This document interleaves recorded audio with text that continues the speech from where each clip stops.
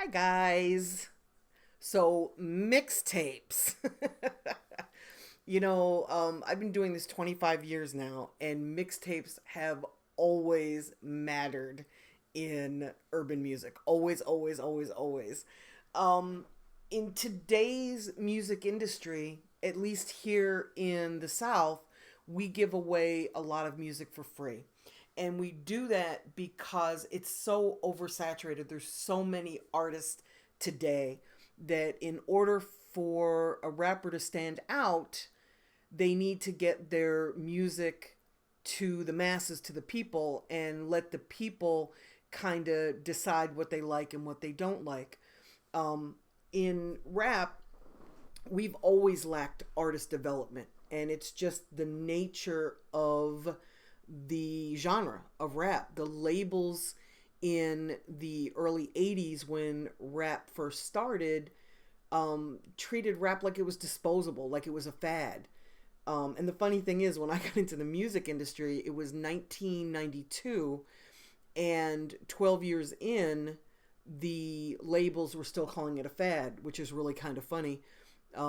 As mainstream America embraced rap, the fashion, the style, the terminology, the attitude, the swag, if you will. I hate that word.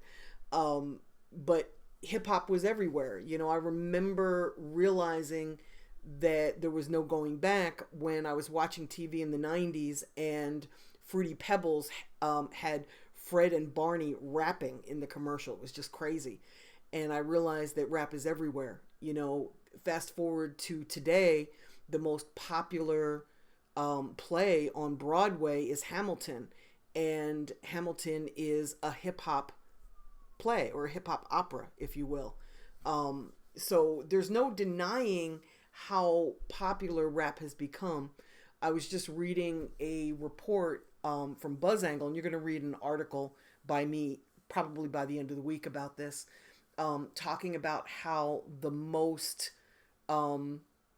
listened to genre of music in the streaming services like Spotify, Apple Music, Tidal, etc., is rap. Rap is the number one streamed music, and it accounts for a very large amount of listeners. So there's no denying how popular rap has become. And as it's gotten cheaper to record, you can basically create a rap album in your bedroom or in your basement or in your house. You don't have to go to the studio anymore to cut an album. And you can find beats for 25 bucks online. Actually, you can find beats for free online, but I don't recommend that you do that. But you can make music really cheaply. And what happened was when the prices went down to record, and then when the internet, when people started downloading and streaming music, the internet kind of leveled the playing field. And a lot of people decided that that's what they wanted to do. They wanted to become rappers or producers or singers or whatever, especially rappers and producers. And it really created an oversaturation in the marketplace. I always joke saying that we've got more rappers and producers than we do fans. And even though I'm joking when I say that, there's a little bit of truth to that. There's just an awfully large number of people that are coming into the music business with the intention of making money. And it's driving down prices for producers, it's driving down show prices for artists, it's increasing the competition for major labels as to who they're going to sign. And even though we never had artist development in rap, really in the history of rap, we really don't have it now. What's happening is we're watching artists develop in front of our eyes. So back in the day when I started listening to rap, somebody who just started rapping within the past year or two would never make it to the public. Just the entire um, um, way that an artist had to get signed to a record label in order to reach the public was a multi-year process. So it might take somebody, 3 to 4 years to get signed. It might take another 2 years once they're signed to come out. So we weren't really receiving music from artists that were their first attempt at rapping. But in today's marketplace, somebody can start rapping in January, and by May they luck out and have a hit record online, and all of a sudden, they're being courted by major labels, or they're being, offered $25,000 per show by promoters because they're so popular. And what's happening is we're seeing artists develop in front of our eyes from when they first start rapping till when they reach the consumer. And what that's doing is it's making it harder for the really talented people to stand out, because there's just so much din at the bottom entry level.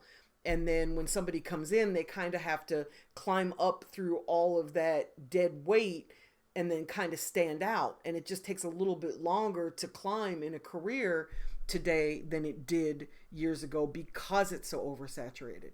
And I don't want to belabor that point, because I don't want you to feel like you can't compete or that it's too crowded for you. Let your fans decide. Don't make that decision. If this is your dream and this is what you want to do, give it a fair shot.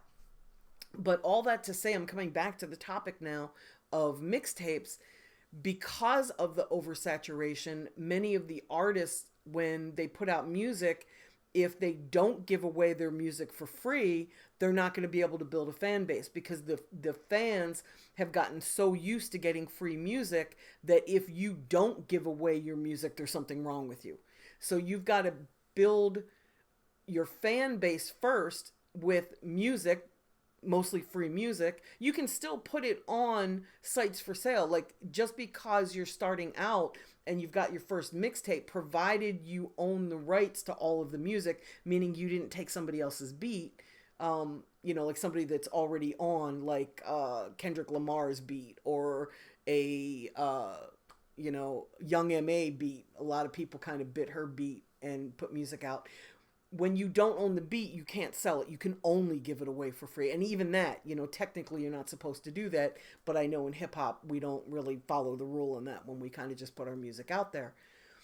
But having said that, when you give away your music for free, you should also sell it. You should also go through a distributor like a DistroKid or a TuneCore or CD Baby or whoever, 1RPM, Empire.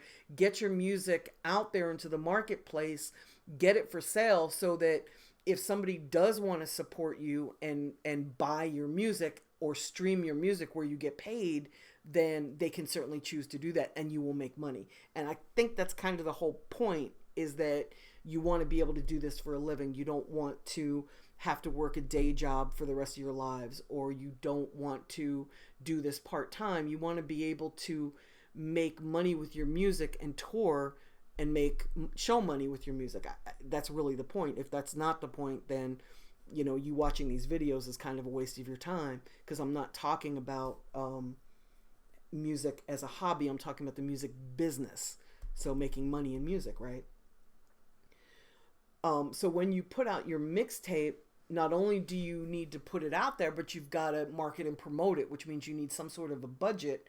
So even as you're selling it, it's your choice. If you want to drive people to add your song to their lists on Spotify, you certainly can. If you want to drive people to download it at DatPiff for free, or stream it at DatPiff for free, or My Mixtapes or Spinrilla or any of the mixtape sites, you certainly can. The thing that drives me the craziest about the mixtape sites is that in order to stand out, because there's so much music there, you've got to buy into one of their programs, one of their promotional programs. So you're actually spending money, and you can spend anywhere from like $3,000 and up at one of these sites, but you're actually promoting music that you're giving away for free. So you might be spending $3,000 or $5,000 or $7,500 in order to get people onto that site, to know who you are, to listen to your music, to download it, to stream it, to whatever. And that's just crazy to me, that you're going to spend money to give something away for free. But it's what happens in rap, especially in the South, where I'm based. It happens all day, every day. So, yes, you can take a stand and say, I'm not going to give away my music for free, or I'm not going to promote it. But then how are you going to stand out? How are you going to How are you going to get people to listen to your music when there's so many other artists out there that are willing to give away their music for free, a lot of music for free, and have budgets to market and promote it? You know, how do you compete if you're not in that category? So the sites that I utilized for my clients, I use DatPiff, I use my mixtapes, I use live mixtapes, but I prefer DatPiff to live mixtapes. They seem to have a little bit larger of a following. Also, it's a lot easier to deal with them. Live mixtapes, it's as most of you know, it's a little bit hard to get a hold of anybody in order to promote or get your music up there if you're a relatively new artist. I use Spinrilla, my mixtapes, the app. We do a lot of marketing and promoting on there, and that's pretty much it. And then of course we upload music to SoundCloud. We upload to AudioMac. We use AudioMac mostly if we're going to promote it to the blogs. AudioMac, I think, is owned by Complex, the Complex family. So when they post music, if it's not on AudioMac, it's a little bit more challenging to get them to post it. And I always like to make it as easy for people as possible to work my projects, right? Because I want the exposure everywhere that I can. We also put the music up on YouTube, not just videos, but we'll put the music streaming on YouTube with the artwork for the single cover. And then sometimes we'll even have lyric videos. Almost forgot what they were called. We'll have lyric videos, which are relatively easy and inexpensive to make. Anything that we can utilize to bring fans to the artist.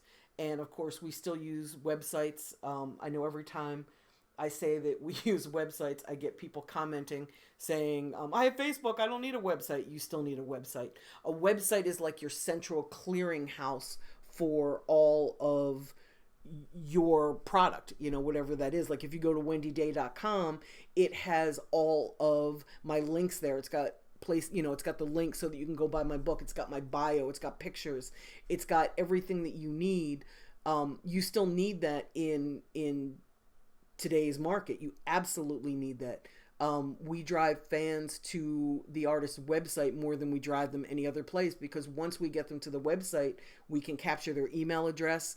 We can get them to buy merchandise. We can get them to stream music. We can get them to hear the new music. We can get them to see the tour dates. It's sort of like one-stop shopping for the artist. It's like I said, the central clearinghouse. It's the holding place for the artist, and it's important to have that. There's a video that I did about websites. I can't remember how long ago, but if you dig back in the archive, or if you go to rapjewels.com, you'll see the video that I did on websites, and I explain exactly how we use websites, landing pages, capturing email addresses, how we set them up, what pages we have. So all that stuff is there for you if you want to follow my plan, basically. But sadly, I just feel we still need the mixtape sites.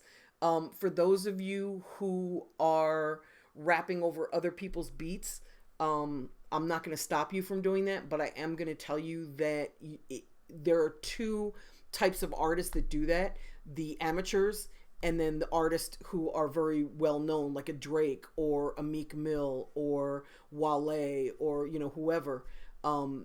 When an artist is established, they will rap over a really hot beat as a way to garner attention and to let people in their fan base know that they're still attached to the street, like they still recognize a really hot beat. That's why you see artists like Drake doing songs with Kodak Black and the Migos, and he just did one with Trouble, because he'll do songs with whoever the hottest street artists are so that he can increase his fan base, and it works for him. I mean, he's the #1 streamed artist at Spotify. He, Justin Bieber, and Rihanna are 1, 2, and 3 on Spotify for 2016, so they're doing something right. But I guess I'm getting kind of long-winded. I think I've made my point about mixtapes. And again, unless you're a brand new artist and you can't afford beats, so you have no choice but to rap over somebody else's beat, or if you're an established artist and you're doing it because you want to, garner the streets, the new fans that are coming up that have entered the fan base since you got on. Other than that, you can't get the rights to rap over somebody else's song, so you're not able to make money doing it. And your version of that song is only as hot as that beat is. And remember, shit lives on the internet forever. So somebody might be looking at your music and they see you rapping over the Bobby Shmurda beat, and it's like, man, wow, that's so old. It kind of dates you, and it just kind of looks a little crazy. So I just think you should use original material. It's your choice. I'm not going to stop you. I've seen artists rip beats awesomely, and it's impressive. I just don't see the value of it in terms of making money, the financial side. I see the value of it in terms of the art form, in terms of hip hop, the art form. I just don't see its place in the music business. Just like I don't see a place for battle rap in the music business. I love it as an art form. I love watching guys battle, but it doesn't, in terms of selling music, streaming, download CDs, whatever, it just doesn't have a place, unfortunately. So there you go with mixtapes. Put out as much music as you can afford to put out. With Trouble, we try to put out 3 to 4 releases a year. He hasn't put anything out in 7 months. As of right now, we're working on a new release, but I can see the decline in his buzz. Over the months of November and December, I see the show decline. I see the buzz decline. He's still streaming like, I think he's at 5 million streams a month right now. So his streaming numbers are really great, but the income and the show money is not as great as it once was. The merch sales aren't as great as it once was. He's still doing well, so I'm not mad, but he could be doing better. So, for us, we're getting ready to drop an album. We try to keep, like I said, we try to keep music in the marketplace. We try to keep as many videos popping as we can. If I could drop a video a week on an artist, I'd be happy. A video every other week is certainly not too much to ask. But you've got to keep up with everybody else and what they're doing. And it's just it's the way the new music business is. So thanks for listening, guys. I hope this wasn't too much rambling. And I'll see you in the next video.